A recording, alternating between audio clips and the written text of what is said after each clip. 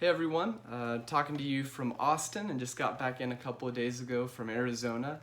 Bad news of that is that I am quarantined in my apartment for a couple of weeks. I do have Charlie here, so that's something. But I don't have my whiteboard, I don't have my books or anything like that. I do have a lot of notes. I took a class over Ruth this last semester, so we're gonna Zoom with the youth group and talk a little bit more about this because I don't want these books to slip under the cracks. But things to remember, I want you to watch the Bible Project video because they do a good job of kind of a very general picture and organization and all that. But some of the key things that I want you to think about. One, this idea of David's line.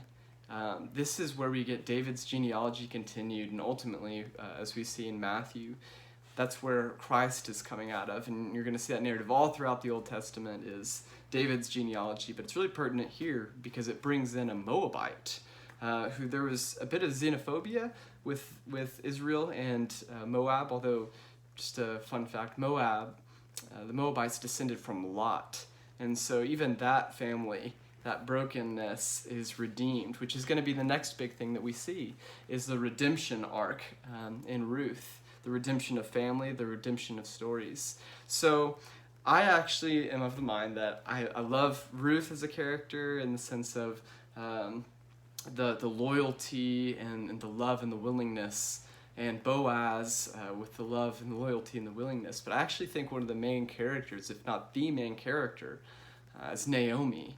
And she should be, and I think she is, the front and center of the story, even if it isn't necessarily her going throughout all these things. Because her story is one of redemption, and that's the big concept that we're seeing, is redeemed family, redeemed stories, redeemed situations. So you have this woman who's lost her family, she's lost identity and lost hope ultimately, and then this is a question of what happens now.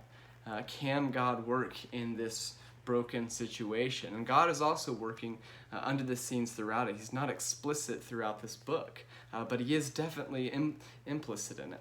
So just be looking for those narratives of David and Christ's genealogy, and then also this concept of redeemed family, of redeemed stories. So as a family, I actually want you to do a little exercise with this, whether it's with lunch or dinner or just pick a time. I want you to actually talk about, parents, I want you to talk about how you grew up and share some stories from your childhood. Maybe share some stories of your family and then maybe the family before them. You can learn a lot about who you are based on where you've come from.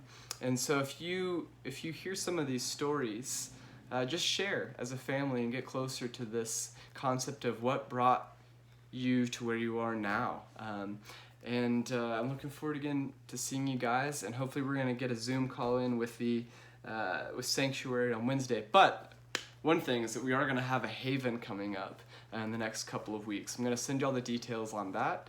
Natalie and I are working hard. Love y'all and I miss y'all. All right, bye.